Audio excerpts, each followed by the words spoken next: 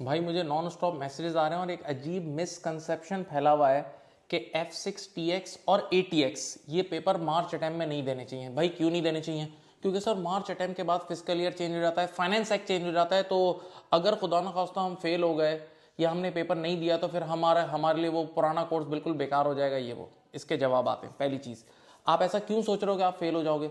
भाई मैं जो बच्चे पढ़ाता हूँ मुझे पता है 80% बच्चा ऑलमोस्ट पास हो जाता है, 75-80% बच्चा आराम से पास होता है। F6 का पास रेट पार्ट 2 में हाईएस्ट है भाई, ग्लोबल पास रेट इसका 55% है।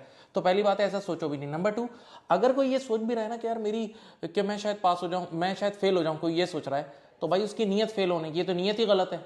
मुझे याद है हमारे एक बुजुर्ग थे, एक बार एक बंदा वो मौजिन जानमाज एक सफ बिछाई सिर्फ उन्होंने, मौजिन ने एक या दो सफ, तो उन्होंने कहा कि यार तुमने एक दो सफ क्यों बिछाई है? तो बोला यार नमाजी आते ही कहाँ है। तो उन्होंने कहा जरा सोचो, जो बंदा हय्या अला सलाह की आवाज़ लगा रहा है उसके जहन में ये है कि यार कोई नमाजी नहीं आएगा तो फिर वाकई नहीं आएगा। तो भाई आप ऐसा क्यों सोच रहे हो? ऐसा क्यों सोच रहे हो कि आप फेल हो जाओगे? नॉर्मली बच्चे पास होते हैं। तीसरी और अहम तरीन बात वो ये है कि भाई आप फाइनेंस एक्ट नया वाला आ चुका है और सिर्फ 4 या 5% इतना सा चेंज आया है, कोई मेजर चेंज नहीं है। तो पहली बात है फेल होने का तो सवाल ही नहीं है भाई, ऐसा पढ़ाते हैं अलहमदुलिल्लाह हम। नंबर 2 ये है कि अगर खुदा ना खास्ता कोई फेल हो जाए या किसी ने पेपर नहीं दिया, हाँ ऐसा होता है कि बच्चे ने पेपर नहीं दिया, तो हम और उनको नए LMS का एक्सेस दे देते हैं। तो इससे बेफिक्र रहें और आप आराम से ज्वाइन कर सकते हैं। Thank you.